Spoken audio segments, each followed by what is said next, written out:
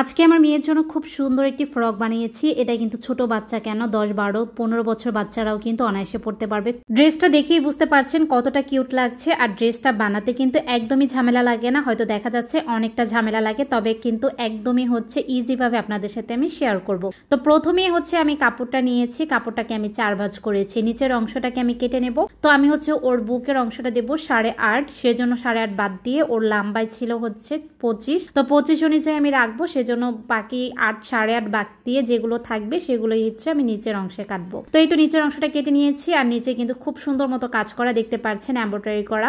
আর এই কাপড়ের গজটা নিয়েছিল আমার 150 টাকা, এক গজ কিন্তু পুরোটাও লাগেনি। তো আমি সেলাইয়ের অংশটাও কিন্তু রেখে নিয়েছি। তারপরে এই তো দেখতে পাচ্ছেন আমি কোটিটা কেটেছি, যেহেতু আমি 8.5 রাখবো সেজন্য 9.5 আমি কেটেছি, আধা ইঞ্চি করে সেলাইতে যাবে। আর এখানে যেহেতু আমি হাতা এক্সট্রা করে কাটবো না, সেজন্য আমি 3 নিয়েছি আর উপর থেকে 2 পরিমাণ হচ্ছে কেটে নেব। আর আমি হচ্ছে হায়ের অংশটা নিয়েছি 5। তো 5 রেখে এভাবে হচ্ছে রাউন্ড করে কেটে বডির মাপ দিয়ে এভাবে কেটে নেব। আর নিচেটা এভাবে একটু রাউন্ড করে কেটে দেবেন, তাহলে কিন্তু কোনা বের হয়ে যাবে না।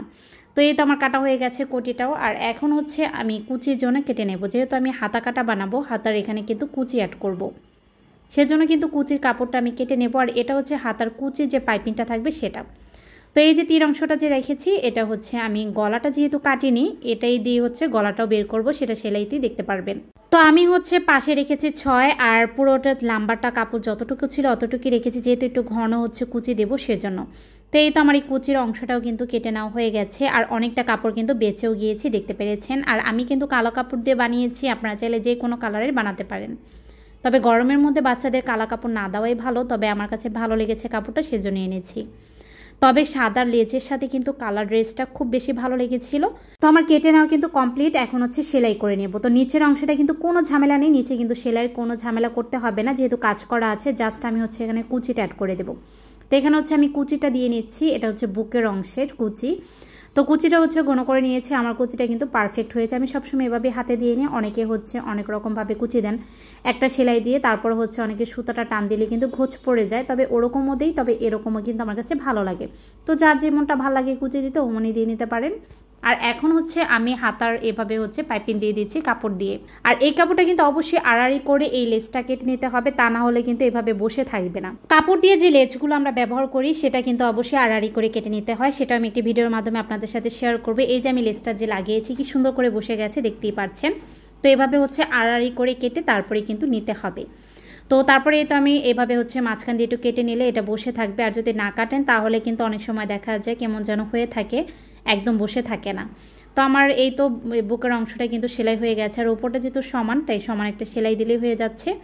আর এখন হচ্ছে গলায় আমি লেস বসিয়ে নিচ্ছি, এটা কিন্তু গলাতে যাবে। আপনারা কিন্তু লেসটা উল্টোভাবেও বসাতে পারেন, তবে আমার কাছে মনে হয়েছে এই ডিজাইনটা উপরে দিলেই ভালো লাগবে, সেজন্য আমি দিয়েছি। তো 2টা গলাই কিন্তু হয়ে গেছে। আর এখন হচ্ছে আমি যে কুচিটার জন্য 6 ইঞ্চি কেটেছিলাম সেটা হচ্ছে সিলিয়ে নেব। তো এটা তো অনেক চিকন হবে, তো চিকন কিন্তু মুড়িয়ে শিলাতে অনেক সমস্যা হয়, সেজন্য এক পাট এভাবে সিলিয়ে নেওয়ার পরে আরেক পাট হচ্ছে মুড়িয়ে সিলিয়ে দিলেই কিন্তু অনেক ইজি হয়ে যায়। তো আমি 2টা একভাবে হচ্ছে এভাবে বড় স্টিচ করে সিলিয়ে নিয়েছি। এখন দেখতে পাচ্ছেন আরেকটা মুড়িয়ে সিলাই নিলেই কিন্তু অনেক চিকন হয়। এভাবে আপনারা বোরকার নিচে অথবা ফ্রকের নিচে এমন চিকন করে সেলাই করে দিতে পারেন। তবে এই স্টেপ যদি ফলো করেন তাহলে কোনো রকম ভাঁজ পড়ে থাকবেন আর একদম পারফেক্ট হবে।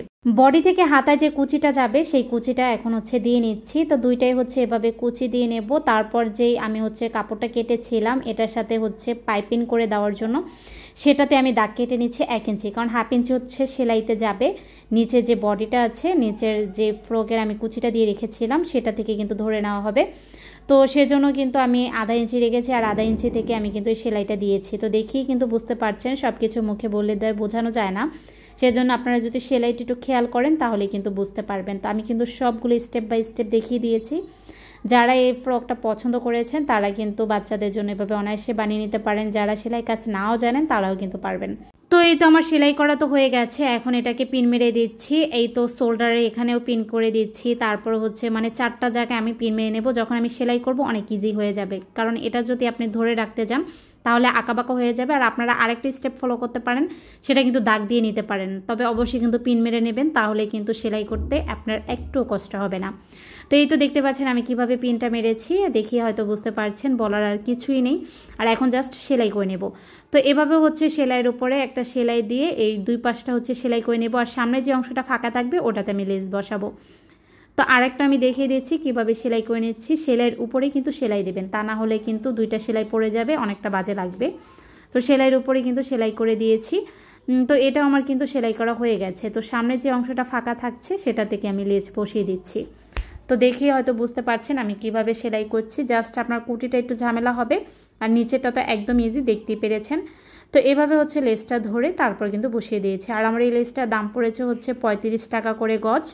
আপনারা কিন্তু আর একটু কম দামি বা বেশি দামি লেসও ইউজ করতে পারেন। তবে আমার কাছে এই লেসটা একটু ইউনিক লেগেছে, সেজন্য আমি এই লেসটাই ব্যবহার করেছি। তবে আপনারা চাইলে আর একটু ছোটো স্টেপের লেস ব্যবহার করতে পারেন। তো এই তো আমি দুই কোনাই হচ্ছে মানে দুই পাশে কিন্তু এভাবে সিলিয়ে নিয়েছি। তো আপনারা হয়তো দেখতেই পেরেছেন। এখন হচ্ছে বুকের কোটিটার সাথে নিচের কুচিটা এভাবে সিলিয়ে নিচ্ছি, আর ডাবল করে সিলি করে দেবেন। একটা সেলাই দিলে অনেক সময় দেখা যায় ছুটে যায়। তো বুকের কুচিটার হচ্ছে আমি দুইটা করে কিন্তু সেলাই দিয়ে দিয়েছি, আর এখন হচ্ছে পাশের যে সেলাইটা বডি সেই সেলাইটা দিয়ে দিচ্ছি। আপনারা হচ্ছে মাপ দিয়ে নেবেন, আর আমি তো মাপ করে কেটে নিয়েছি, সেজন্য আর বেশি ঝামেলা হয়নি। আমি আধা ইঞ্চি করে বাড়তি রেখে তারপর কিন্তু সেলাই করে নিয়েছি।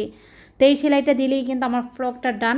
কার কাছে ফ্রকটা ভালো লেগেছে অবশ্যই কমেন্ট করে জানাবেন। আর একবার যদি আপনারা এই ফ্রকটা ট্রাই করেন তাহলে কিন্তু আপনাদের কাছে ইজি হয়ে যাবে। আর এই ড্রেসটা কিন্তু দেখতে খুব বেশি সুন্দর লাগে। আর এই যে আমি দুইটা লেস কেটে নিয়েছি, এভাবে জোড়া করে বসিয়ে তারপরে ফুল মেক করেছি। আর এখন হচ্ছে এটা সেলাই করে মাঝখানে একটি পুঁতি বসিয়ে দেবো, তাহলে আর মাঝখানে আর ফাঁকা লাগবে না। তো সামনের জন্য হচ্ছে আমি এটা দিয়েছি, কারণ পিছিয়ে কিন্তু ভালো লাগবে না। তো এই তো ফাইনাল লুক। ফ্রকটা দেখতেই পাচ্ছেন কতটা ইউনিক আর সুন্দর লাগছে। নিচের অংশটাও কিন্তু অনেক সুন্দর লাগছে।